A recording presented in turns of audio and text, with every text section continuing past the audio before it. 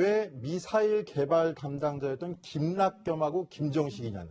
예, 그거는 전낙겸 같은, 그러니까 김낙겸 같은 전략군 사령관은 마찬가지로 전략 로켓 사령관 아닙니까? 네, 미사일 그렇죠. 사령관인데 이 전략이 들어간 건 대체 우리도 지금 미군 전략 로켓 사령관이 왔는데 핵무기를 다루는 사령관입니다.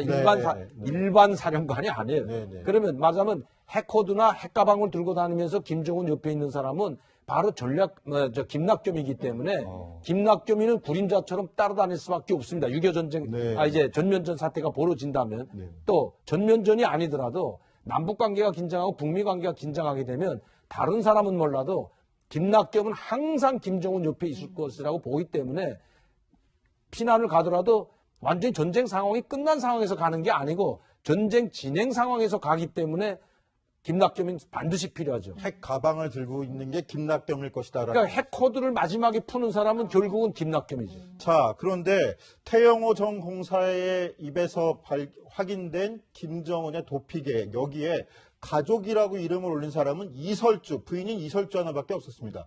근데 강명두 교수, 저희가 알기로는 딸 김주혜가 있지 않습니까? 딸도 놓고 간다는 계획인가요, 그러면? 제가 봐서는 이게 언제 말의 시점인가 그게 문제가 되는데 네. 올 때 시점에 사실 이제 해외에 나와 있는 사람들은 외교관이지만 김정은 일가에서 잘 모를 수가 있어요. 김주혜가 있는지 없는지 잘 모를 수가 네. 있기 때문에 또 몰라서 말 안 했을 수도 있고 알아도 말하지 않았다면 김주혜는 뭐 김정은이하고 이설주가 가게 되면 자연히 따라가는데 뭐 애기 아닙니까? 1살짜리 애기를 그때 당시는 1살, 2살밖에 안 됐는데 뭐 애기도 데리고 간다. 뭐 이런 발표는 안 하더라도 이게 하나의 가설일 수가 있고요. 가정해 볼 수 있고 네. 두 번째는 다 가게 되면 온 가족이 도망치는 걸로 됩니다. 물론 비밀리에 몰래 가고 일반 주민들은 모른다 하더라도 고위층은 다 알게 돼 있거든요. 네. 그럼 불안해하거든요. 네. 그러나 딸이라도 두게 되면 잠시 뭐 중국에 가가지고 뭐 중국의 협조를 구하기 위해서 전쟁 협조를 구하기 위해서 이제 중국에 가는 것처럼 위장하고 갈 수 있기 때문에 항상 김정은이나 이설주가 어디 갈 때 주위를 안 데리고 다니잖아요. 네. 그렇잖아요. 실제 뭐 가정 보호가 있고 집에서 크고 뭐 하지 항상 데리고 다니는 거 아니거든. 그러면 외국에 갈 때 뭐 주위를 데리고 간다 하면 이건 도망친 거로 보일 수밖에 없기 때문에 주위를 뭐 그렇다고 버린다는 개념보다 더 뒀다가 천천히 아마 위급 상황일 땐 데려가겠죠. 그렇군요. 강병기 기자. 네. 그런데 이번 김정은 비밀 도피 계획에 언급된 탈출 수단으로 참매 1호가 언급이 됐어요. 바로 네. 김정은의 전용기라는데 네. 이 비행기 어떤 비행기입니까? 뭐 현재 뭐 4대 전용기 4대를 가지고 있다 뭐 이런 소식도 알려지고 있는데요. 일단 전용기가 좀 많이 화제가 됐었습니다. 2016년 2월이죠. 광명성호 발사달에 참매 1호를 타고 이동하는 모습이 공개되기도 했었는데요. 지금 화면에 보는 이 장면입니다. 김정은이 직접 이렇게 타고 다니는 모습이 공개가 됐었는데 이 내부도 사실 많이 공개가 됐습니다. 내부에는 이제 참모진과 같이 이야기하는 사진들도 좀 공개가 됐고요. 보면은 뭐 애플사에서 만든 이 노트북을 좀 직접 쓰는 그런 화면이 공개가 되면서 김정은이 애플을 좀 사랑하는구나 이런 소식도 많이 들렸고요. 지금 보시는 것처럼 이게 전용기 내부인데 이렇게 애플 노트북을 앞에 놓고 있는 모습이 보이죠? 자유롭게 대화하는 모습. 한눈에 보더라도 상당한 여유 공간이 있는 것으로 보입니다. 그러니까 작은 규모는 아닌 것 같고요. 특히 지난 3월에 풍계리 핵실험장에도 이 전용기가 나타나서 김정은이 핵 관련 뭐 실험을 하는 거 아니냐, 육체 핵실험 관련 가능성까지 제기되기도 했습니다. 그러니까 전용기 동선만 알면 김정은의 어떤 의도인지 파악할 수 있다 이런 분석이 나오고 있습니다. 자, 그럼 저 전용기 안 내부 영상을 보면은 저게 지금 러시아 인류신사에서 제작한 IL-62 M이라는 기종인데 저 비행기 충분히 넓어 보이는데 당장 김정은이 탈출할 때 이설주, 김낙겸, 김정식 이 세 사람만 데리고 간다는 건 좀 약간 의아스러운 면도 있는 것 같아요. 예, 그렇습니다. 일단 뭐 아까도 시나리오에 대해서 설명해 드렸지만 이 2대를 가지고 이제 4명이 이동을 한다고 그래요. 근데 김정은과 김낙겸 전략군 사령관이 같이 탑니다. 김낙겸 아까 강명도 교수도 말씀하셨지만 김낙겸 하면은 이제 핵 코드를 알고 있는 사람으로 알려져 있는데 그만큼 이 핵무기를 최대한 자신과 24시간 가까이 하겠다, 뭐 전시에 가까이 두겠다 이런 의도로 보이는데요. 일단은 이 여객기를 같이 탈 것으로 보이는데 전용기를 같이 탈 것으로 보이는데 전용기가 1974년에 만들어진 전용기입니다. 그래서 상당히 좀 노후된 거 아니냐라고 이제 얘기가 나오지만 실제로 보면은 모스크바까지 한 번에 쉬지 않고 비행이 가능하다. 그만큼 연료를 많이 채워 넣을 수 있다. 대형 전용기다 이런 사실을 알 수가 있고요.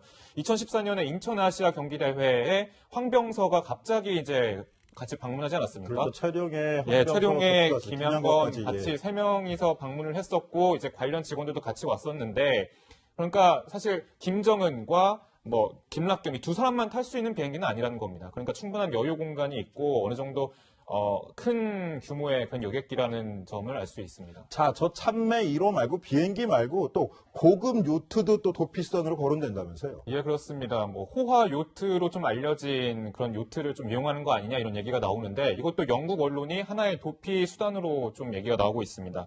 지금 이제 화면에 얼핏 보이는 이 요트인데요. 이게 얼마냐면요. 한 78억 원 정도 됩니다. 하나로. 상당히 비싼 값인데 내부에는 이렇게 회의 시설도 있고 이렇게 직접 움직일 수가 있습니다. 이 김정은 현재는 지금 원산항에 지금 정착돼 있다, 정박돼 있다 이렇게 알려져 있는데 김정은의 또 다른 탈출 수단 아니냐 이렇게 전망이 또 나오고 있습니다. 자, 저 요트 생각해보면 그 김정은의 친구죠. 데니스 로드맨 미국 그 NBA 악동 농구 선수가 가가지고 저 요트도 보고 같이 호화 생활도 즐기고 왔었다 이렇게 증언도 하고 그러지 않았었습니까? 예, 예. 자, 그런데 강명두 교수 만약에 아까 언급하셨지만 김정은이 유사시의 핵심 참모 그리고 가족만 데리고 탈출했다. 그럼 이건 북한의 수뇌부들은 어느 정도 다 알 텐데 다 알고 그런 김정은을 위해서 목숨 바쳐 싸울 사람이 있을까요? 아마 제가 봐서는 도망친다는 개념보다도 작전 지휘를 위해서 최고사령관이 살아야 이제 작전을 지휘할 수 있고 하나로 뭉치는 신 같은 존재 아닙니까? 네. 신이 죽었다면 포기해버리는 거죠. 그렇기 때문에 이 사람은 살아야 된다는 어떤 개념은 다 가지고 있을 겁니다. 무조건 살아야 된다는, 살려야 된다는 개념은 가지고 있기 때문에 일반 주민이나 병사들까지 알려만 앉으면 전쟁은 끝까지 하죠. 그리고 알리지 않을 것 같아요. 그러니까 비행기 타고 도망치든 뭘 타고 도망치든 김낙겸 하나 데리고 간다는 거 아니겠습니까? 거기 많은 사람들 데리고 가면 거기 있는 많은 사람들이 수뇌부가 다 도망치는 걸로 되기 때문에 그러니까 상당히 혼란이 오는 거죠. 그러니까 이제 김낙겸이나 딱 한두 명만 데리고 이제 간다는 건데 거기 아까 김종식이라는 군수 담당 공업부장 네, 데리고 그렇죠. 간다고 나왔는데 상당히 일리 있는 이야기입니다. 왜냐하면 북한은 전시가 되면 전시에는 모든 공장기업소가 다 전시 체제로 변하고요. 군수 공장이 다 산 밑에 이 터널, 그러니까 갱도화돼 있지 않습니까? 그래서 생산을 해야 되기 때문에 군수 물품 생산 지휘 라인이 바로 김종식입니다. 네. 그러니까 이런 약간 치밀하게 좀 준비하느라고 한 것 같다. 다른 사람 다 고두절미하고 딱 필요한 두 사람만 데리고 가는 거는 마지막까지 전쟁을 한번 해보겠다는 그런 의도가 아닌가 이렇게 볼 수 있는 겁니다. 자, 그런데 이 계획이 미국이 참수작전을 실행하거나 유사시라는 전제 조건이 달린 탈출 계획인데 탈출 지역이 중국이에요. 과연 중국에서 김정은을 받아줄 가능성이 있을까요?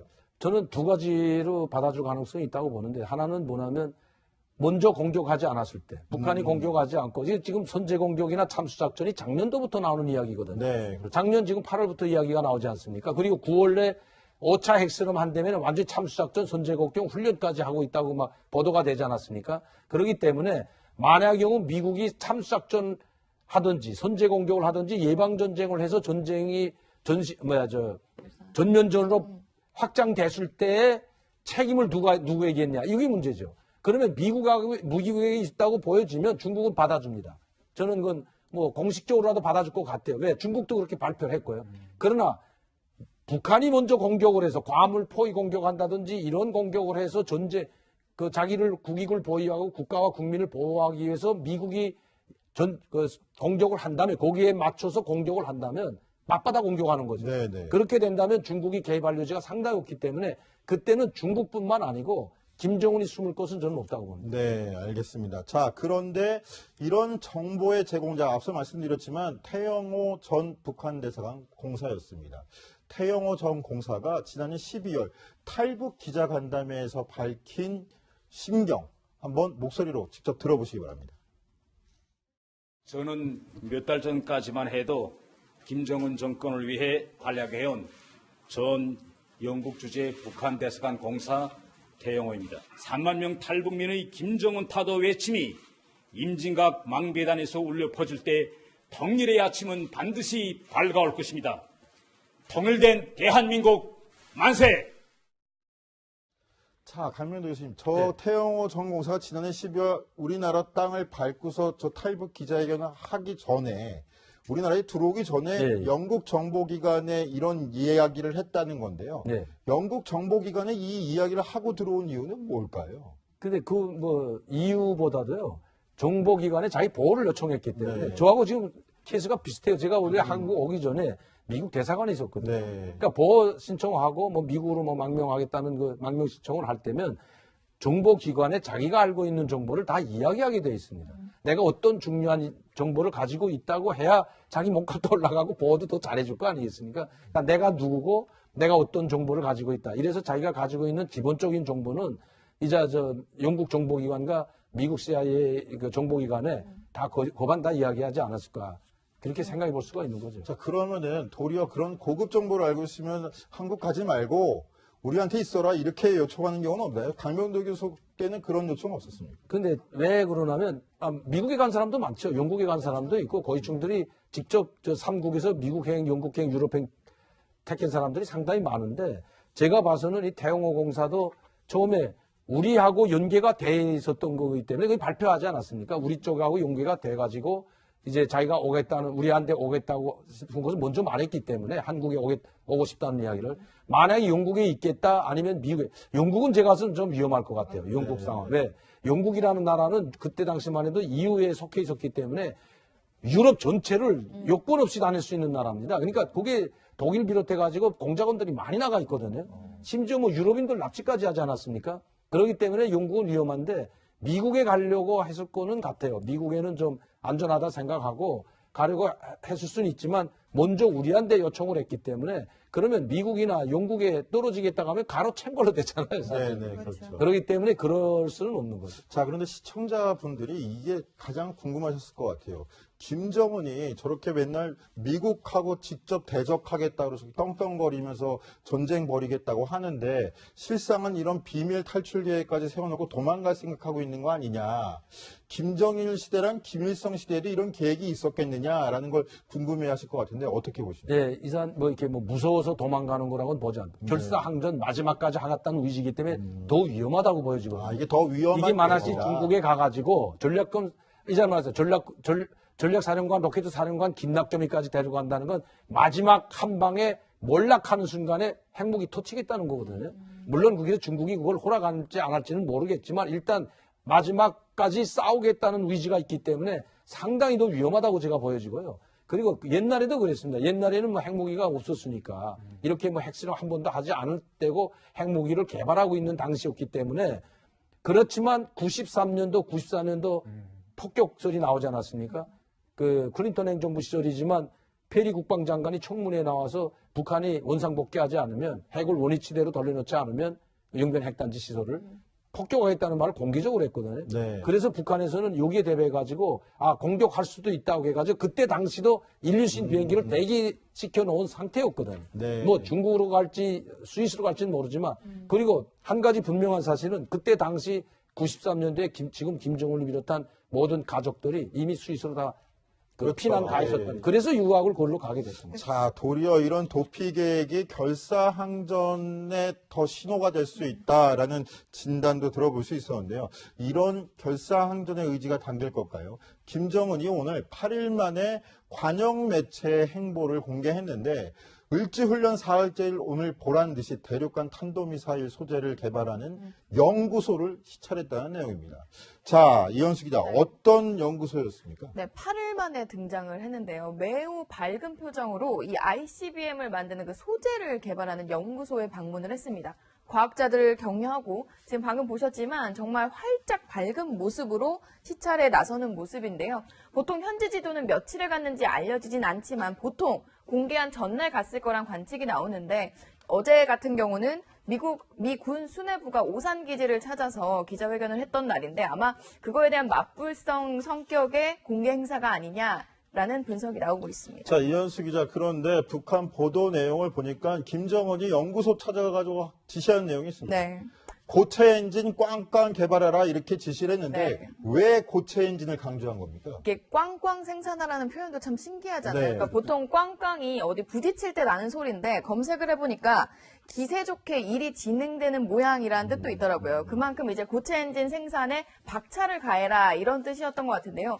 고체 엔진으로 가는 미사일과 액체 연료가 들어가는 이제 엔진으로 나눌 수 있는데요. 보통 최근에 쐈던 이제 화성형 같은 경우는 액체 연료가 들어갑니다. 근데 고체 연료가 액체 연료보다 훨씬 안정적이고 무엇보다 언제든지 준비해서 기습 발사를 할 수 있다라는 점 때문에 아마 고체 연료가 들어가는 엔진 개발에 좀 더 박차를 가해라라고 김정은이 강조를 한 것 같습니다. 자, 강명도 교수께 이거 한번 여쭤보시면 김정은이 집권한 이후에 유독 우리가 전략무기다. 우리 남한으로 봐서도 좀 꽁꽁 숨겨야 될 만한 미사일 개발 모습, 공장, 연구소까지 시찰한 걸 다 공개하고 보여주는데 이거 어떤 의도가 있는 거라고 보입니까? 심지어 뭐 전략 로켓 터널까지 그러니까요, 창고까지 네. 한번 까불려면 까불라는 식인데 네. 그러니까 지금 김정은은 제가 그 김정은의 의도를 지금 파악해 보면 먼저 공격할 의도는 없어요, 진짜. 네. 자기 체제를 지키겠다는 겁니다. 그러나 만에 하나라도 나를 참수작전 하든지 나를 죽이려고 하든지 아니면 북한에 대한 선제 공격을 하면 다 죽이겠다는 의도가 있는데 우리 이런 무기를 가지고 그냥 혼자만 당하지는 않겠다. 그러니까 우리를 건드리지 말라. 이게 지금 김정은의 답변인 것 같습니다. 네, 그렇군요. 자, 이런 가운데 전직 주한미군 사령관이 한국의 동의 없이도 북한을 공격할 수 있다. 이렇게 밝혔습니다. 이는 지난번 문재인 대통령 발언과 상충되는 내용인데 당시의 문재인 대통령 발언부터 한번 직접 들어보시죠. 대한민국의 동의 없이 군사행동을 결정할 수 없습니다. 정부는 모든 것을 걸고 전쟁만은 막을 것입니다. 네, 지금 일단 전 주한미군 사령관의 발언을 좀 더 해석을 해보면 이건 전시 상황을 좀 염두에 둔 것은 아니고요. 일단은 지금 북한이 이제 최근에 괌 타격 계획을 좀 밝히지 않았습니까? 근데 이제 한반도 내에 있는 미군 자산을 자체적으로 좀 운영을 하는데 한국군의 그리고 한국의 그런 동의를 받을 필요가 없다는 뜻이지 뭐 전시에 뭐 한국의 동의 없이 뭐 마음대로 움직일 수 있다 이런 내용은 아니라고 좀 분석이 나오고 있습니다. 근데 저는 이제 북한에 대한 그 경고라고 보거든요. 네. 왜냐하면 문재인 대통령이 내가 승인 없이는 전쟁 못하는가 하는 건 우리 문재인 대통령이 승인 안 해주면 한국 정부가 지금 좀 진보적인 정권 아니에요. 그러니까 승인 안 해주면 전쟁은 영원히 안 일어나겠구나. 그리고 제멋대로 놀까봐 오히려 여기에 대한 정보의 전략적 메시지. 차원에서 한국 정부가 승인 안 하더라도 우리가 너희 공격할 수 있다 이런 걸 좀 한번 경고성 메시지를 보내지 않았나 이렇게도 좀 볼 수 있는 것 같아요. 혹시 이게 트럼프 미국 행정부의 명분 쌓기가 되지 않을까 하는 우려도 있습니다. 근데 제가 봐서는 만약에 괌 포위 공격을 하게 되면 핵잠수함이 와가지고 몰래 와서 공격하는 가능하다고 저는 보거든요. 네. 우리하고 우리한테 알릴 때는 우리 영토를 이용해가지고 활용해서 이제 비행기가 들고 하면 우리 용해를 써야 됩니다. 영토나 용공을 써야 되는데 그렇게 안 하고 미국이 때릴 수 있는 건 핵잠수함이죠. 네. 핵잠수함이 와가지고 어디에 숨어 있는지 모릅니다. 이건. 어디서 발사하는지도 모르고요. 그렇게 해서 공격할 수도 있을 수도 있다고 저는 보여집니다. 네, 알겠습니다. 을지 프리덤 가디언 훈련 사흘째까지도 긴장 상황이 계속 유지되고 있는 한반도 상황까지 저희가 한번 진단을 해봤고요.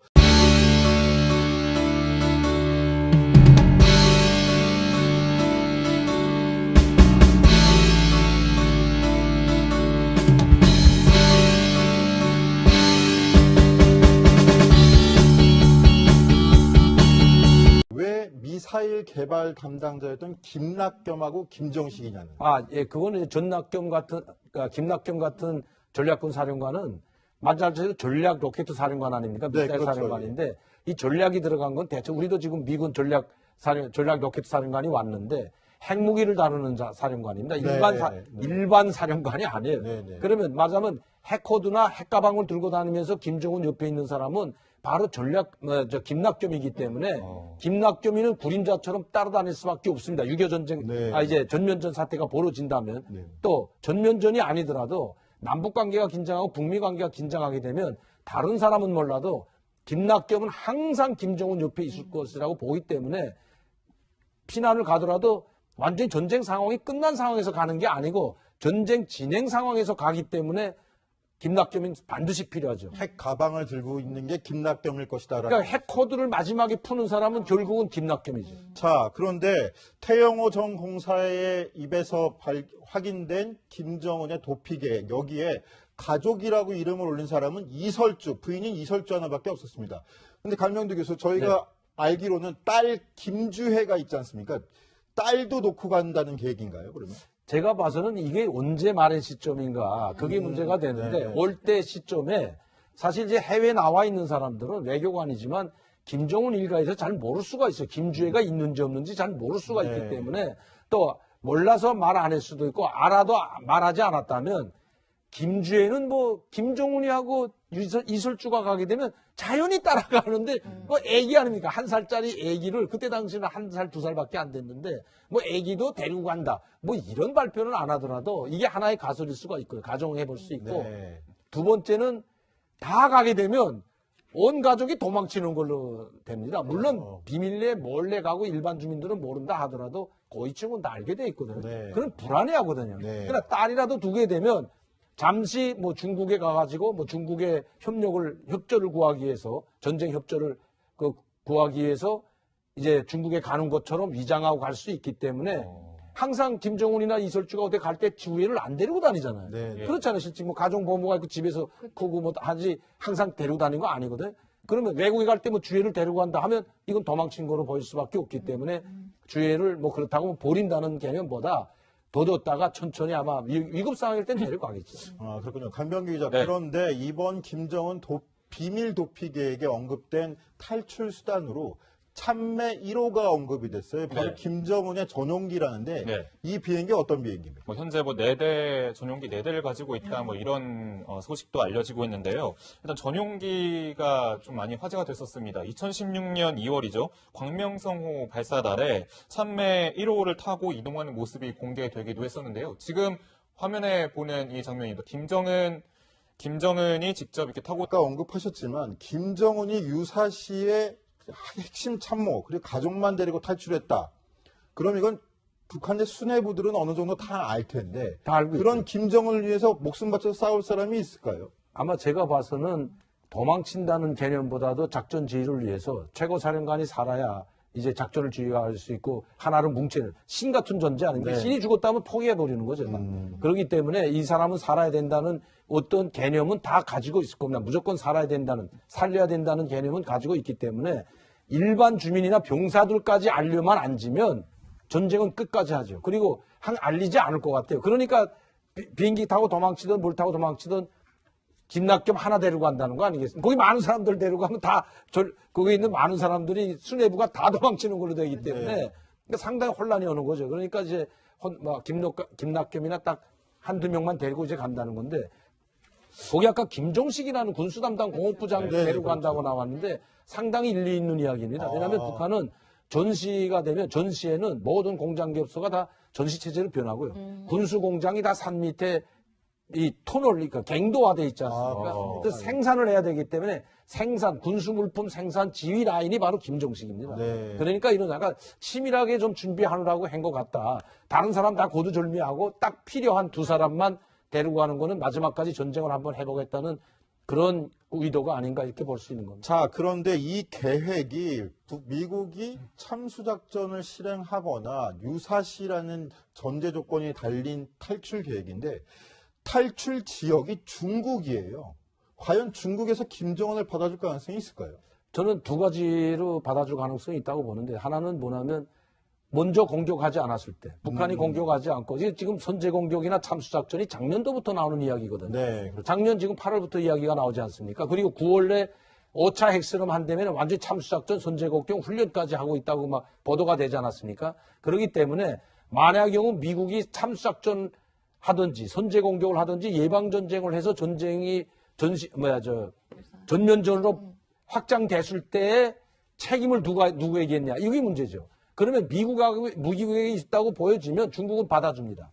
저는 그건 뭐 공식적으로라도 받아줄 것 같아요. 왜? 중국도 그렇게 발표를 했고요.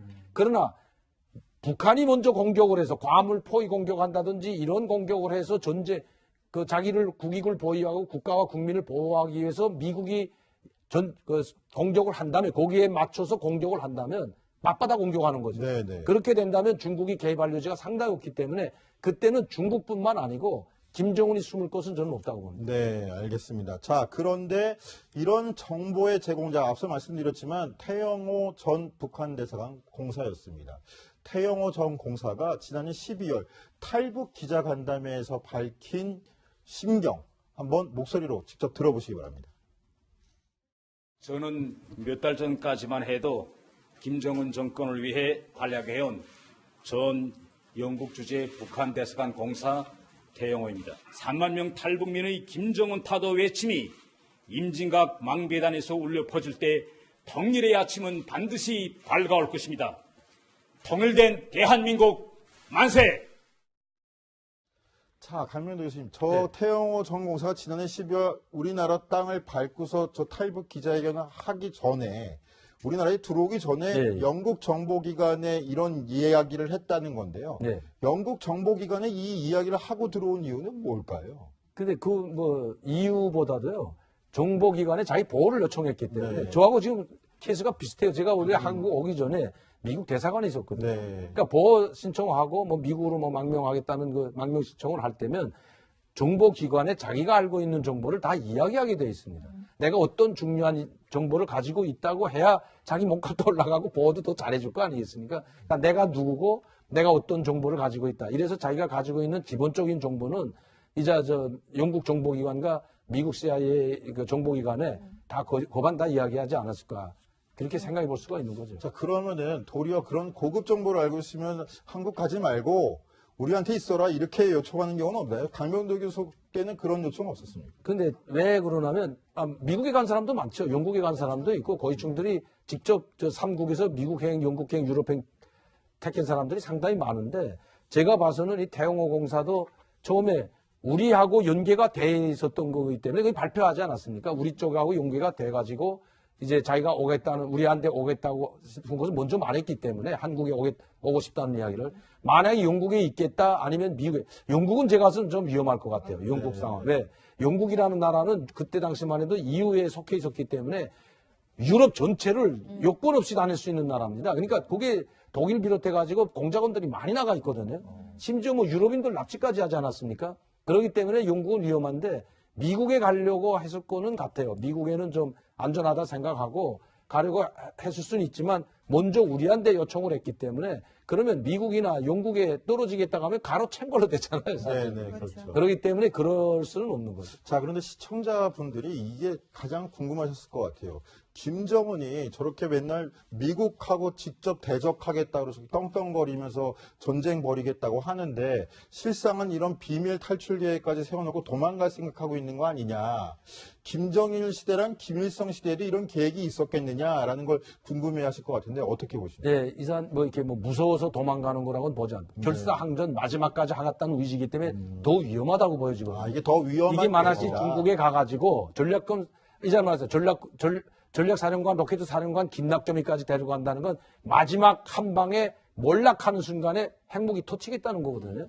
물론 거기서 중국이 그걸 허락할지 안 할지는 모르겠죠. 다니는 모습이 공개가 됐었는데 이 내부도 사실 많이 공개가 돼 있습니다. 내부에는 이제 참모진과 같이 이야기하는 사진들도 좀 공개가 됐고요. 보면은 뭐 애플사에서 만든 이 노트북을 좀 직접 쓰는 그런 화면이 공개가 되면서 아 김정은이 애플을 좀 사랑하는구나 이런 소식도 많이 들렸고요. 지금 보시는 것처럼 이게 전용기 내부인데 이렇게 애플 노트북을 앞에 놓고 있는 모습이 보이죠? 자유롭게 대화하는 모습. 한눈에 보더라도 상당한 여유 공간이 있는 것으로 보입니다. 그러니까 작은 규모는 아닌 것 같고요. 특히 지난 3월에 풍계리 핵실험장에도 이 전용기가 나타나서 아, 김정은이 핵 관련 뭐 실험을 하는 거 아니냐, 육체 핵 실험 관련 가능성까지 제기되기도 했습니다. 그러니까 전용기 동선만 알면 김정은의 어떤 의도인지 파악할 수 있다 이런 분석이 나오고 있습니다. 자, 그런데 저 전용기 안 내부 영상을 보면은 저게 지금 러시아 인류신사에서 제작한 IL-62M이라는 기종인데 저 비행기 충분히 넓어 보이는데 당장 김정은이 탈출할 때 이설주, 김낙겸, 김정식 이 세 사람만 데리고 간다는 건 좀 약간 의아스러운 면도 있는 것 같아요. 예, 그렇습니다. 일단 뭐 아까도 시나리오에 대해서 설명해 드렸지만 이 두 대를 가지고 이제 4명이 이동을 한다고 그래요. 근데 김정은과 김락겸 전략군 사령관이 같이 탑니다. 김락겸 아까 강명도 교수도 말씀하셨지만 김락겸 하면은 이제 핵 코드를 알고 있는 사람으로 알려져 있는데 그만큼 이 핵무기를 최대한 자신과 24시간 가까이 하겠다, 뭐 전시에 가까이 두겠다 이런 의도로 보이는데요. 일단은 이 여객기를 같이 탈 것으로 보이는데 전용기를 같이 탈 것으로 보이는데 전용기가 1974년에 만들어진 전용기입니다. 그래서 상당히 좀 노후된 거 아니냐라고 이제 얘기가 나오지만 실제로 보면은 모스크바까지 한 번에 쉬지 않고 비행이 가능하다. 그만큼 연료를 많이 채워 넣을 수 있다. 대형 전용기다 이런 사실을 알 수가 있고요. 2014년에 인천 아시아 경기대회에 황병서가 갑자기 이제 같이 방문하지 않았습니까? 그렇죠. 촬영에 촬영에 황병서 김양건 김양건까지, 같이 예. 3명이서 방문을 했었고 이제 관련 직원들도 같이 왔었는데 그러니까 사실 김정은과 뭐 김락겸 이 두 사람만 탈 수 있는 비행기는 아니라는 겁니다. 그러니까 충분한 여유 공간이 있고 어느 정도 큰 규모의 그런 여객기라는 점을 알 수 있습니다. 자, 저 참매 1호 말고 비행기 말고 또 고급 요트도 또 도피선으로 거론된다면서요? 예, 그렇습니다. 뭐 호화 요트로 좀 알려진 그런 요트를 좀 이용하는 거 아니냐 이런 얘기가 나오는데 이것도 영국 언론이 하나의 도피 수단으로 좀 얘기가 나오고 있습니다. 지금 이제 화면에 얼핏 보이는 이 요트인데요. 이게 얼마냐면요. 한 78억 원 정도 됩니다. 하나로. 상당히 비싼 값인데 내부에는 이렇게 회의 시설도 있고 이렇게 직접 움직일 수가 있습니다. 김정은 현재는 지금 원산항에 지금 정착돼 있다, 정박돼 있다 이렇게 알려져 있는데 김정은의 또 다른 탈출 수단 아니냐 이렇게 전망이 또 나오고 있습니다. 자, 저 요트 생각해 보면 그 김정은의 친구죠. 데니스 로드맨 미국 그 NBA 악동 농구 선수가 가가지고 저 요트도 보고 같이 호화 생활도 즐기고 왔었다 이렇게 증언도 하고 그러지 않았었습니까? 예, 예. 자, 그런데 강명두 교수 만약에 다만 일단 마지막까지 싸우겠다는 의지가 있기 때문에 상당히 더 위험하다고 제가 보여지고요. 그리고 옛날에도 그랬습니다. 옛날에는 뭐 핵무기가 없었으니까 이렇게 뭐 핵실험 한 번도 하지 않을 때고 핵무기를 개발하고 있는 당시였기 때문에 그렇지만 93년도, 94년도 폭격설이 나오지 않았습니까? 그 클린턴 행정부 시절이지만 페리 국방장관이 청문회에 나와서 북한이 원상복귀하지 않으면 핵을 원위치대로 돌려놓지 않으면 영변 핵단지 시설을 폭격하겠다는 말을 공개적으로 했거든요. 네. 그래서 북한에서는 여기에 대비해가지고 공격할 수도 있다고 해가지고 그때 당시도 인류신 비행기를 대기시켜 놓은 상태였거든요. 네. 뭐 중국으로 갈지 스위스로 갈지는 모르지만 그리고 한 가지 분명한 사실은 그때 당시 93년도에 지금 김정은을 비롯한 모든 가족들이 이미 스위스로 다 그렇죠. 피난 가 있었던. 예. 그래서 유학을 걸로 가게 됐습니다. 자, 도리어 이런 도피 계획이 결사항전에 더 신호가 될 수 있다라는 진단도 들어볼 수 있었는데요. 이런 결사항전의 의지가 담길 걸까요? 김정은이 오늘 8일 만에 관영 매체 행보를 공개했는데 을지훈련 4일째일 오늘 보란 듯이 대륙간 탄도미사일 소재를 개발하는 연구소를 시찰했다는 내용입니다. 자, 이현수 기자, 어떤 연구소였습니까? 네, 8일 만에 등장을 했는데요. 매우 밝은 표정으로 이 ICBM을 만드는 그 소재를 개발하는 연구소에 방문을 했습니다. 과학자들을 격려하고 지금 방금 보셨지만 정말 활짝 밝은 모습으로 시찰에 나서는 모습인데요. 보통 현지 지도는 며칠에 갔는지 알려지진 않지만 보통 공개한 전날 갔을 거란 관측이 나오는데 어제 같은 경우는 미 군 수뇌부가 오산 기지를 찾아서 기자회견을 했던 날인데 아마 그거에 대한 맞불성 성격의 공개 행사가 아니냐라는 분석이 나오고 있습니다. 자, 이현수 기자, 그런데 북한 보도 내용을 보니까 김정은이 연구소 찾아가가지고 지시하는 내용이 있습니다. 네. 고체 엔진 꽝꽝 개발하라 이렇게 지시를 했는데 네. 왜 고체 엔진을 강조한 겁니까? 이게 꽝꽝 생산하라는 표현도 참 신기하잖아요. 네. 그러니까 보통 꽝꽝이 어디 부딪힐 때 나는 소리인데 검색을 해보니까 기세 좋게 일이 진행되는 모양이라는 뜻도 있더라고요. 그만큼 이제 고체 엔진 생산에 박차를 가해라 이런 뜻이었던 것 같은데요. 고체 엔진으로 가는 미사일과 액체 연료가 들어가는 이제 엔진으로 나눌 수 있는데요. 보통 최근에 쐈던 이제 화성형 같은 경우는 액체 연료가 들어갑니다. 근데 고체 연료가 액체 연료보다 훨씬 안정적이고 무엇보다 언제든지 준비해서 기습 발사를 할 수 있다라는 점 때문에 아마 고체 연료가 들어가는 엔진 개발에 좀 더 박차를 가해라라고 김정은이 강조를 한 것 같습니다. 자, 강명도 교수께 이거 한번 여쭤보시면 김정은이 집권한 이후에 유독 우리가 전략무기다. 우리 남한으로 봐서도 좀 꽁꽁 숨겨야 될 만한 미사일 개발 모습 공장, 연구소까지 시찰한 걸 다 공개하고 보여주는데 이거 어떤 의도가 있는 거라고 보입니까? 심지어 뭐 전략 로켓 터널까지 그러니까요, 창고까지 네. 한번 까불려면 까불라는 식인데 네. 그러니까 지금 김정은은 제가 그 김정은의 의도를 지금 파악해 보면